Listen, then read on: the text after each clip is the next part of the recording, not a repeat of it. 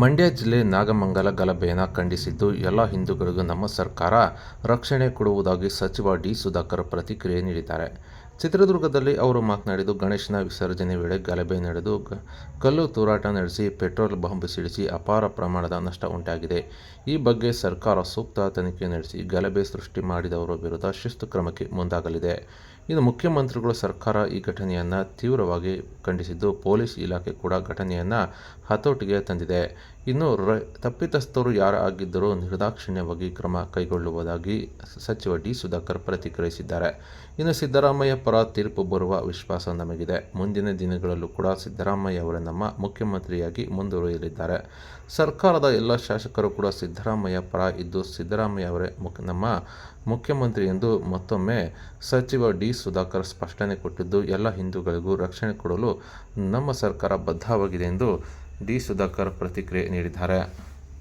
ಖಂಡಿತವಾಗಿ ನ್ಯಾಯಾಲಯ ಯಾವತ್ತೂ ಸಹ ಘನತೆಯನ್ನು ಗೌರವವನ್ನು ಎತ್ತಿರ್ತಕ್ಕಂಥದ್ದು. ಯಾರೇ ತಪ್ಪಿತಸ್ಥರು ಇದ್ದರೂ ನ್ಯಾಯ ಅವ್ರಿಗೆ ಶಿಕ್ಷೆ ಆಗ್ತದೆ, ನ್ಯಾಯ ಸಿಗುತ್ತೆ. ಈಗಾಗಲೇ ಇನ್ನು ಸಿದ್ದರಾಮಯ್ಯನವರು ತೀರ್ಪೇ ಬಂದಿಲ್ಲ. ಆಗಲೇ ಭಾಳ ಜನ ಟವಲ್ ಹಾಕ್ಬಿಟ್ಟಿದ್ದಾರೆ, ನಾನು ಸಿ ಎಂ ನೀವೇನಾದ್ರೂ ಅಲ್ಪಸಂಖ್ಯಾತರ ಕೂಟದಲ್ಲಿ ಇದ್ದೀರಾ ಅಂತ.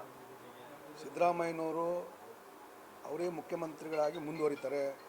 ಪಕ್ಷದ ಎಲ್ಲ 136 ಶಾಸಕರು ಸನ್ಮಾನ್ಯ ಸಿದ್ದರಾಮಯ್ಯನವರೇ ಮುಂದುವರಿಬೇಕು ಅಂತ ಈಗಾಗಲೇ ನಿರ್ಣಯ ತೊಗೊಂಡಿದ್ದೀವಿ.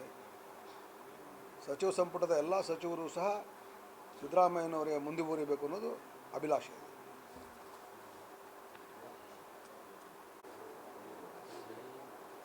ತೇಜಸ್ವಿ ಸೂರ್ಯ ಅವರು ಪಾಪ ಹಿಂದೂಗಳಿಗೆ ರಕ್ಷಣೆ ಇಲ್ಲ ಅಂತ, ನಾವೆಲ್ಲ ಹಿಂದೂಗಳೇ, ಎಲ್ಲ ಕಡೆಯೂ ರಕ್ಷಣೆ ಇದೆ.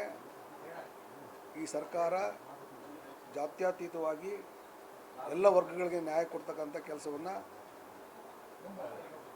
ಸ್ವತಂತ್ರ ಬಂದಾಗಿಂದಲೂ ಮಾಡ್ತಾ ಬಂದಿದೆ, ಈಗಲೂ ಮಾಡ್ತಾಯಿದ್ದೀವಿ. ಈಗ ಇರೋದೇ ಹಿಂದೂಗಳು, ಎಲ್ಲರೂ ಹಿಂದೂಗಳೇ. ಸೊ ಎಲ್ಲರಿಗೂ ಹಿಂದೂಗಳು ಇರ್ಬೋದು, ಬೇರೆ ಬೇರೆ ವರ್ಗ ಇರ್ಬೋದು, ಎಲ್ಲರ ರಕ್ಷಣೆ ಮತ್ತು ನ್ಯಾಯ ಕೊಡ್ತಕ್ಕಂಥ ಕೆಲಸವನ್ನು ನಮ್ಮ ಸರ್ಕಾರ ಮಾಡುತ್ತೆ. ಸರ್, ಇನ್ನೊಂದು ಸತೀಶ್ ಜಾರಕಿಹೊಳಿ ಜೊತೆ 40 ಜನ ಶಾಸಕರು ಇದನ್ನು ಸುದ್ದಿ ಬರ್ತಿದೆ. ಮತ್ತೆ ಒಬ್ಬೊಬ್ಬರೇ ಶಾಸಕರು ಸಚಿವರು ಅವ್ರನ್ನ ಭೇಟಿ ಆಗ್ತಿದ್ದಾರೆ. ಇವತ್ತು ಸಂತೋಷ್ ಲಾಡ್ ಭೇಟಿಯಾಗಿದ್ದಾರೆ.